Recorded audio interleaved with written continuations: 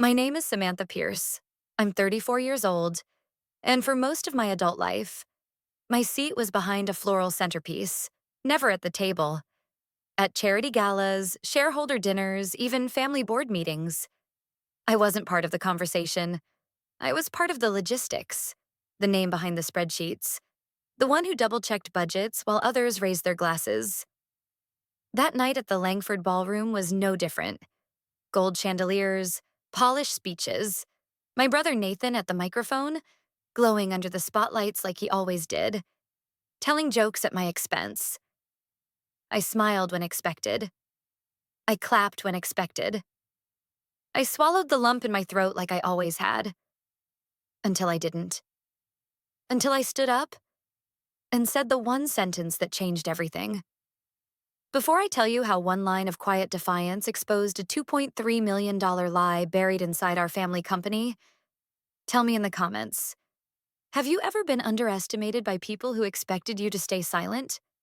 Hit that like button and subscribe for more stories about turning ledgers and legacies inside out. The Langford Ballroom glowed with gold chandeliers and champagne chatter, every detail curated for elegance. I had arrived early, as always, because Evelyn liked precision. She handed me a clipboard and gestured toward the foyer. I managed the guest check-in with the same methodical calm I used to balance Q4 budgets. No one noticed. When I slipped into the ballroom, my name card wasn't near the stage or even in the main seating cluster. It was tucked behind a fern centerpiece at the edge of the room, table 11, half obscured by floral overflow. I adjusted the napkin and made myself invisible. I watched as Evelyn floated past me in a navy silk gown, smiling wide for the cameras. She didn't see me, but she did notice the missing ice bucket on the dessert cart. A flick of her wrist summoned a staff member. Then Nathan entered. Late, of course. A flash of white teeth, tailored tuxedo, a laugh rehearsed for high ceilings. He swept in like he owned the air. The crowd pivoted. Evelyn beamed. He kissed her on the cheek. Richard rose to shake his hand. Nathan turned slightly, just enough to face the crowd, never enough to see me. The toast began. Evelyn led with a tribute to Richard's vision and tireless leadership. Board members followed, each speech a stitched-together quilt of buzzwords and legacy building. I clapped when appropriate. I counted exit signs between courses. I reminded myself to breathe. Then Nathan took the microphone. "Ladies and gentlemen," he began, "tonight we celebrate not just a man, but a mindset. Richard Pierce built something bold. He took risks, trusted his gut, and rewrote the rules." The audience hummed in approval. I sipped my water. Nathan's voice dipped into a practiced cadence. "And it takes courage," he said, "to follow that path. Some of us—" He grinned, pausing for effect. "Take on that mantle. We negotiate, lead, innovate." I stared at the rim of my glass, already knowing what came next. "And some of us," he continued, "prefer structure, stability, predictability, spreadsheets." There were chuckles. Nathan turned toward me for the first time that evening, raising his glass in mock salute. "To my sister, who still finds joy in Excel spreadsheets, thank you for auditing our lives, one receipt at a time."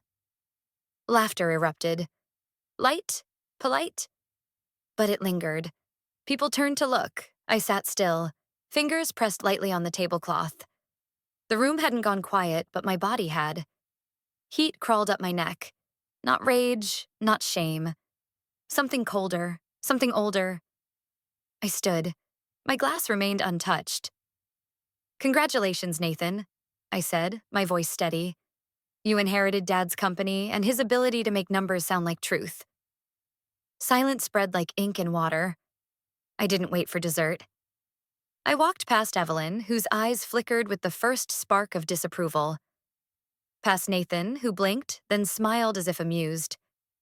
Past the guests, now whispering, now watching. And then, behind me, one sound. Soft, slow, deliberate. Applause. I turned slightly, enough to glimpse my father. Seated still, hands coming together in a rhythm no one else joined. That was all. But it was more than I'd ever gotten.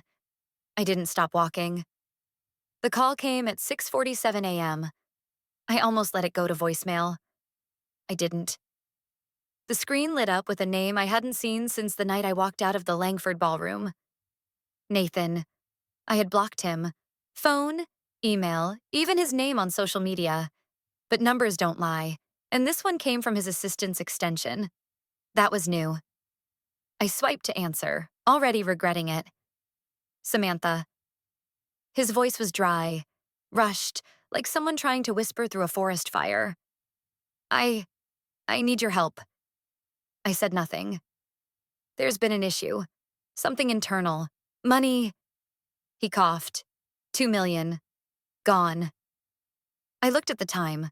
Looked at the sunlight cutting across my rug. Neutral tones. Clean surfaces. My world, unbothered. The CFO disappeared 3 days ago.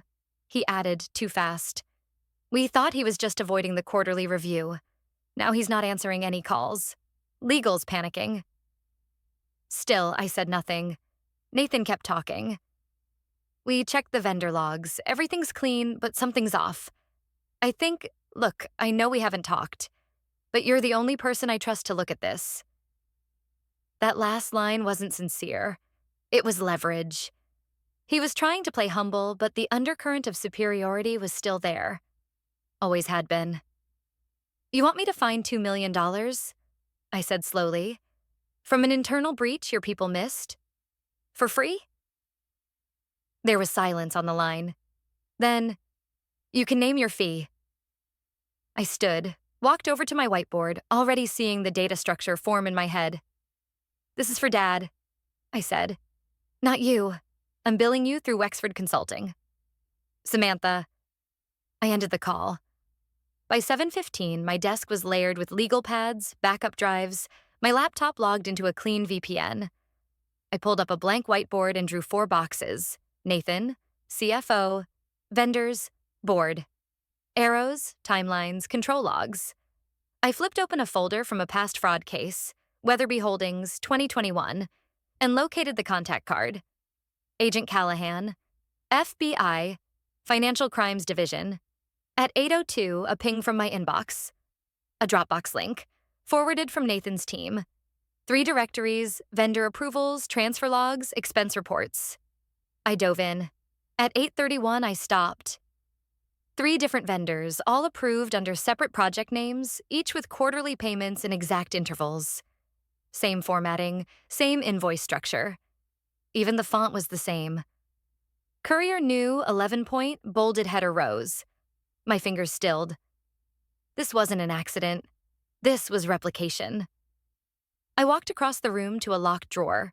Inside was a burner phone and an old recorder I hadn't touched in 2 years. I stared at them for a long moment before I reached in and powered both on. I scrolled through the contact list on the burner. Callahan, I whispered into the receiver. I think we've got another one. Rebecca Moore had perfect credentials, a spotless resume, and a PhD from Wharton. She also didn't exist.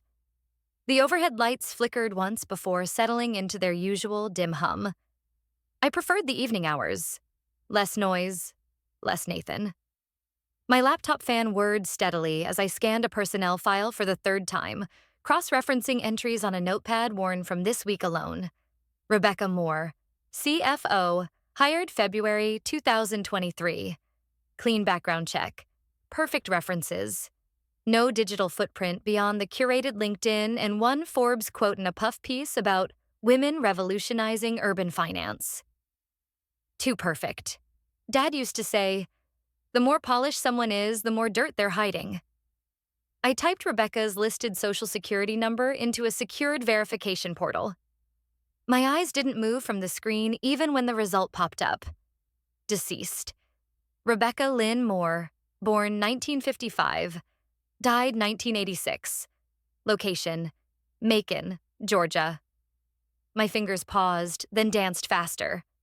I traced her mailing address, the one listed on employment records and expense reimbursements, to a post office box tied to a fake office in Naperville.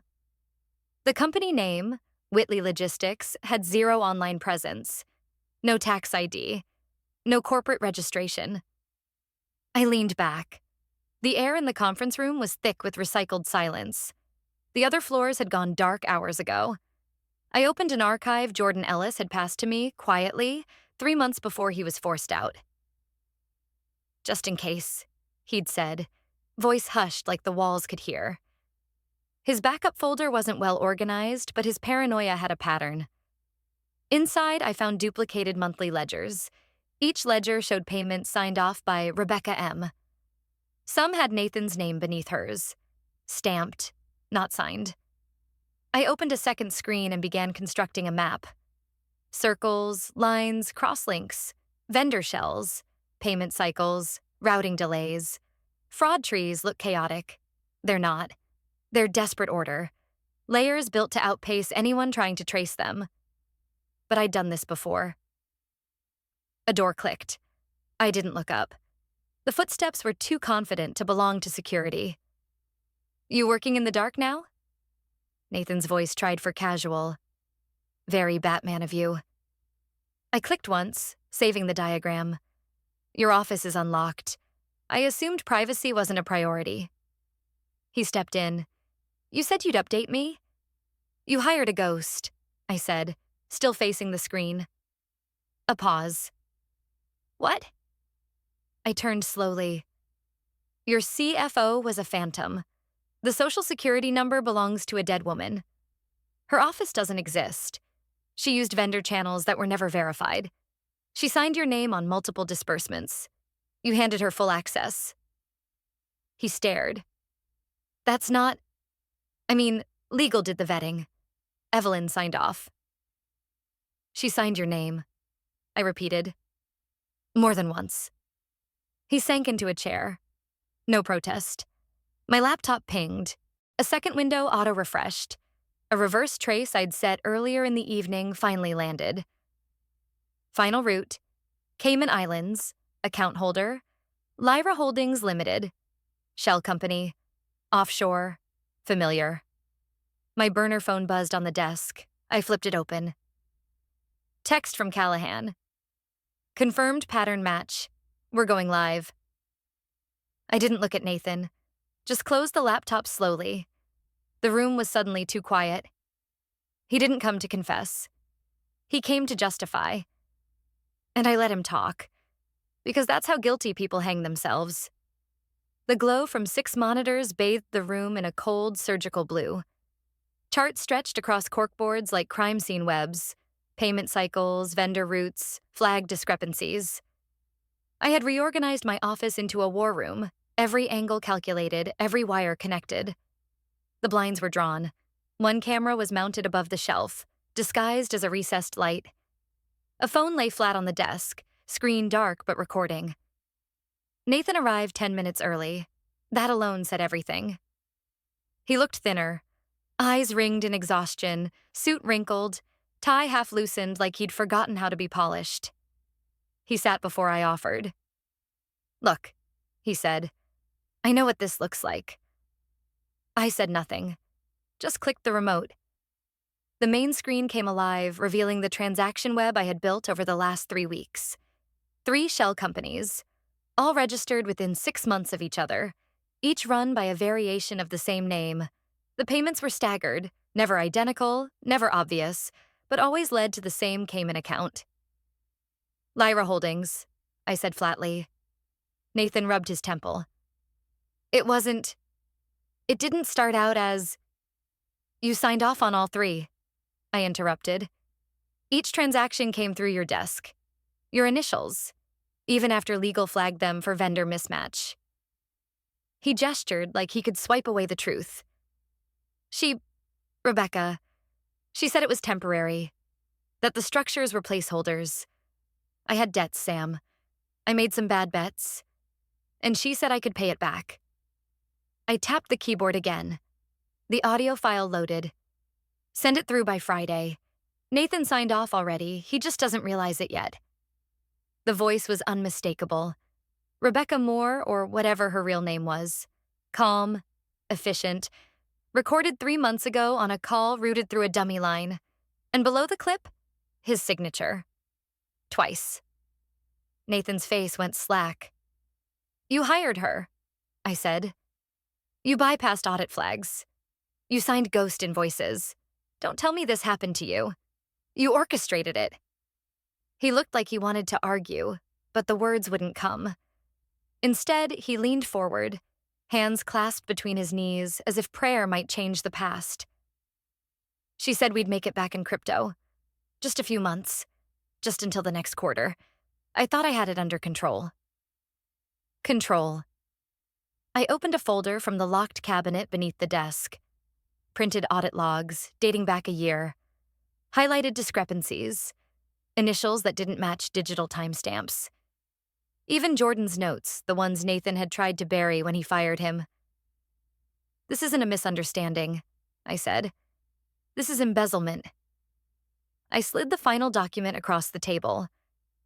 A prepared confession, drafted by Callahan's legal team, carefully worded, voluntary, time-stamped, immediate admission of misconduct. You'll either sign, I said, or let the FBI press charges. But the evidence is already with them. This, I tapped the folder, this is just your only chance to shape the story. Nathan didn't move for a long time. Then he took the pen. His signature trembled. My phone buzzed. One word from Callahan. Prepared. I didn't smile. I just filed the document.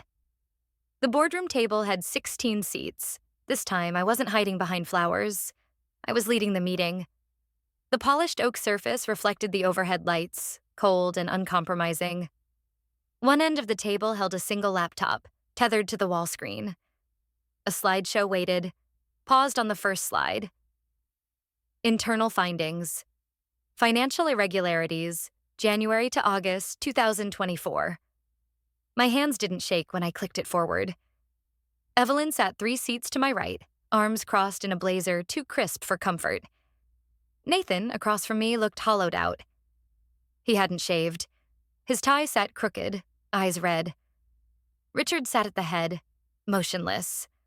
The seat beside him, where I used to sit during childhood dinners, invisible, was empty.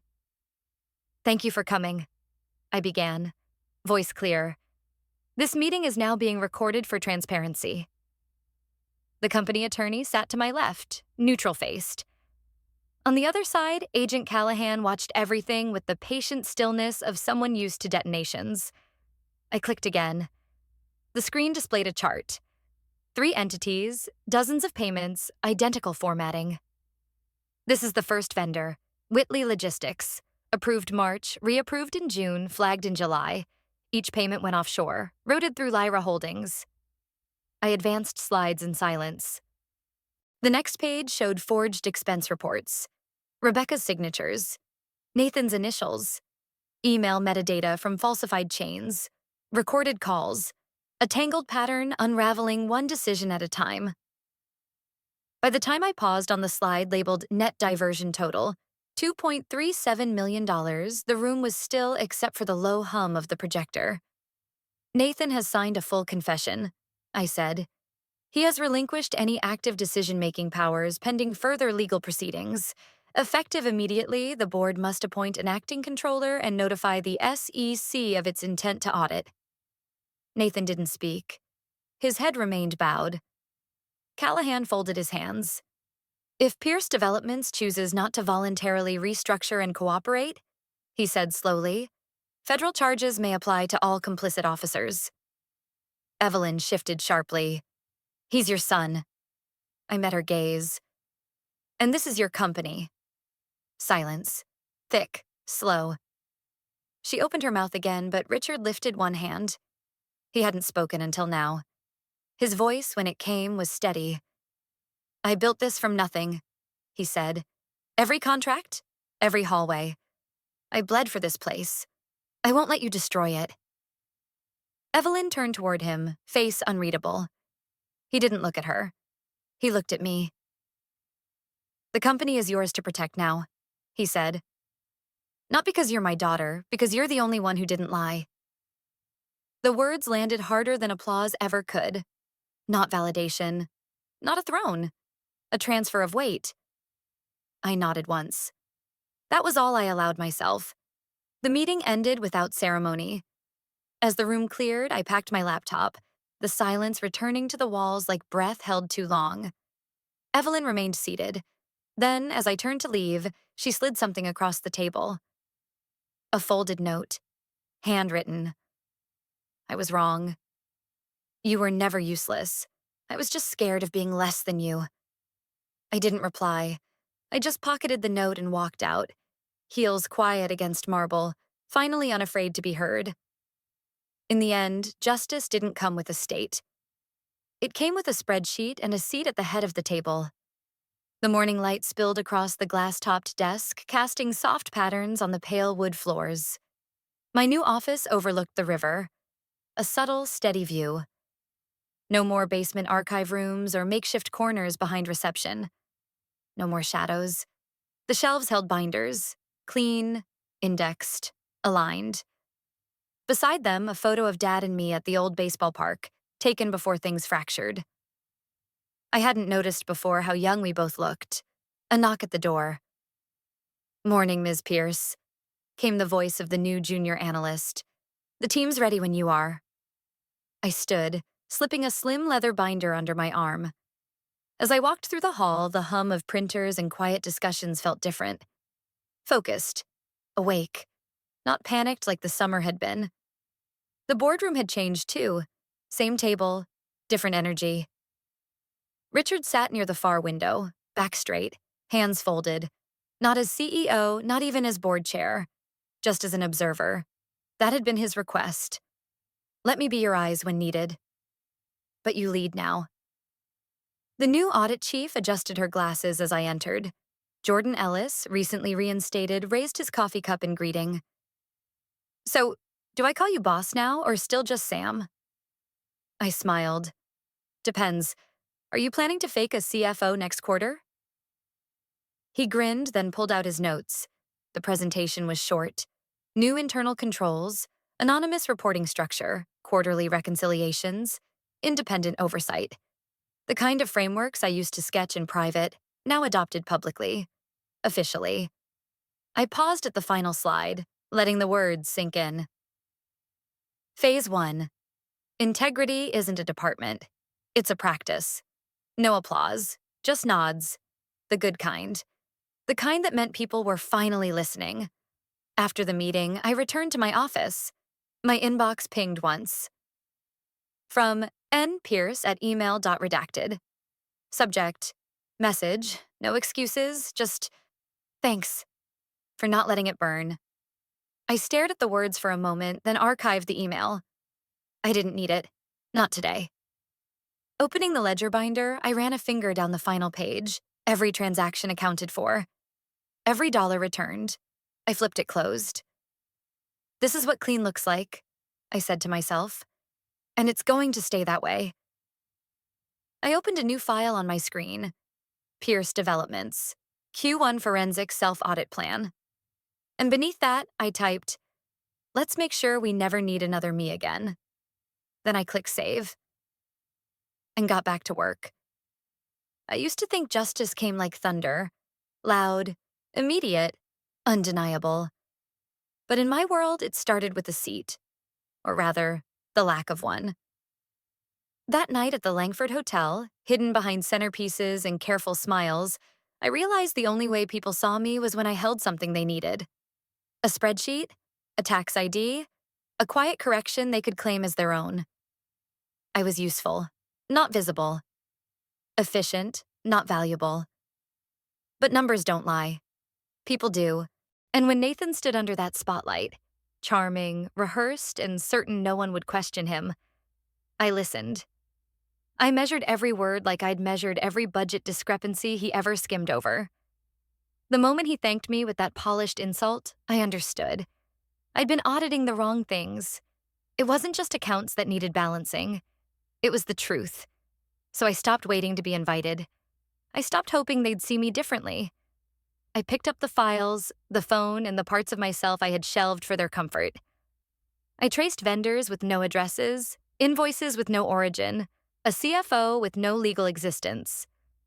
I mapped the lies, line by line, account by account, until they collapsed under their own weight. Nathan confessed, of course, but only after the walls closed in. He didn't mean to come clean. He just ran out of exits. Evelyn cried, begged, turned to the one thing she thought I still wanted, her approval. But I didn't need it anymore. And Richard? He never said much, but he clapped once. Long ago, when I stood up and everyone else sat down. And later, in the boardroom that used to freeze me out, he spoke one sentence that thawed everything. The company is yours to protect now. Not out of pity, not out of guilt, out of truth. It wasn't revenge I wanted. It was reconciliation, on my terms, with facts, not forgiveness. And when the final ledger balanced, when every dollar was accounted for and every lie laid bare, I didn't celebrate. I just opened a blank spreadsheet, a clean one. Because real justice doesn't end with punishment. It ends with prevention. Some people think betrayal breaks you, but for others, it reveals exactly what they're made of. Samantha Pierce wasn't just the woman behind the numbers. She became the force that no silence, no signature, no title could suppress. Her story reminds us, justice doesn't always roar. Sometimes it clicks open with a binder and whispers through charts. That courage doesn't demand applause to be real. It just demands consistency. And that the ones you overlook today might be the only ones left standing tomorrow. Like the final chord of a long-forgotten melody, truth may arrive late, but it resonates forever once it's heard. And perhaps in a world built on names, titles, and assumptions, the sharpest form of power is knowing who you are when no one's watching. Because no wall of lies can stand forever against the quiet, relentless tide of truth.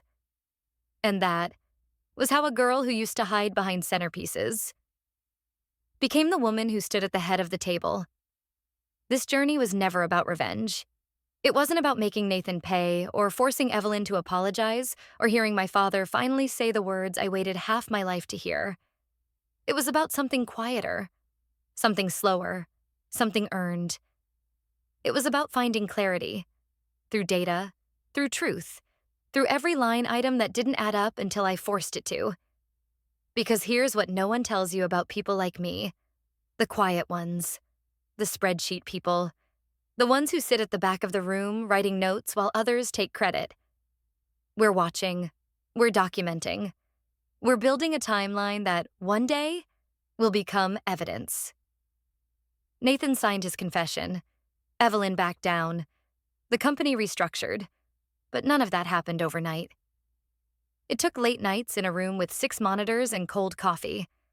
It took choosing integrity when silence would have been easier. It took realizing that being invisible was never protection. It was just postponing the inevitable moment when I'd have to speak.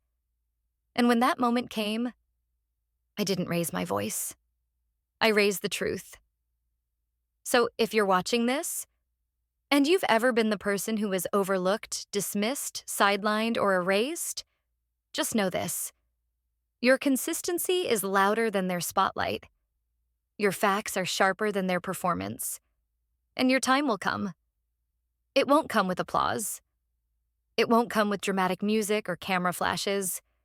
It'll come when you finally decide that you don't need their permission to take your seat. Maybe your fight isn't about financial audits or boardrooms. Maybe it's a family argument, a toxic workplace, a friend who always makes you the punchline.